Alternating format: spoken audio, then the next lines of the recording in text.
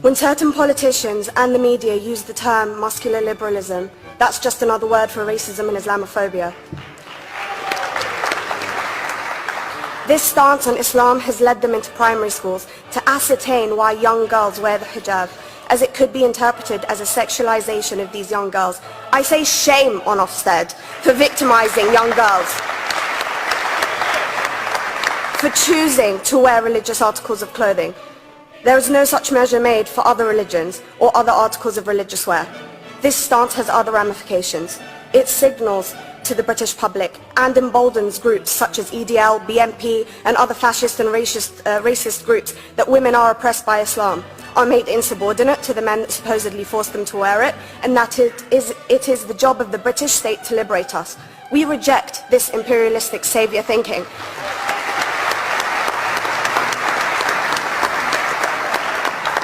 And I am here to state for all people who choose to practice their beliefs openly that we are not oppressed by our faith. Islam is not one homogeneous block. There are Muslim women who do not wear the hijab, and that is their interpretation of their faith. The Quran beautifully states, "La ikraha fid din," which translates to, "There is no compulsion in religion." My faith has given me the right to choose 1,400 years before the Universal Declaration of Human Rights told me I could. A fun fact for you, conference. My dad didn't want me to wear the hijab. I chose to. Those of faith, thank you. Those of faith should have the right to choose to wear their articles of faith. Sikhs wearing the turban, Jews wearing the kippah, or Christians wearing the crucifix.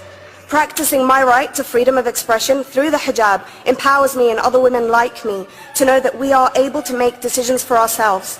Through the hijab, women like me feel empowered to overcome the social expectations of sexualization that is relevant and has currently resulted in many cases of anxiety and worse.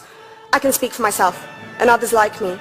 At school, I was able to focus more on the thoughts that were running through my mind than how good I looked to the world. The NUT has supported a woman's right to choose when it comes to pregnancy. I want conference to support my right to wear the hijab.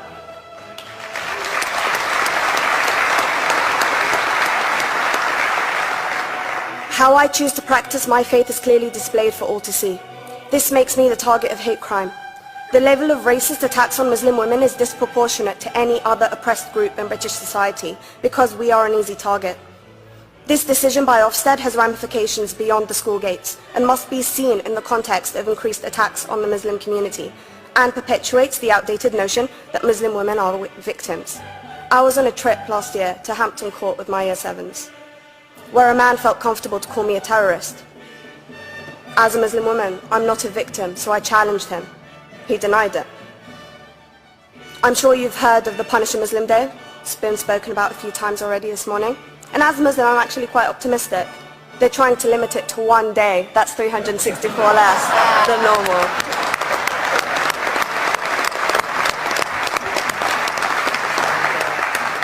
But let's be clear, conference.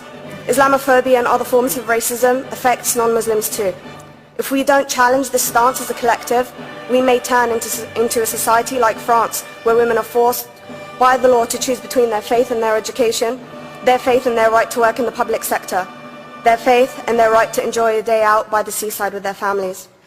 I want to end by stating that I came to this country as an 8-year-old refugee. We are Palestinians, forced out of our land in 1948. We lived in third world conditions, similar to those in Calais for 60 years. Here, I received the support I needed to study law at university and become a secondary school citizenship and PSHE teacher and a school rep. An injury to one is an injury to all, and I want to thank the Union for its stance on all oppressed groups, in particular mine, Palestine. Thank you, conference. Thank you, Latifa.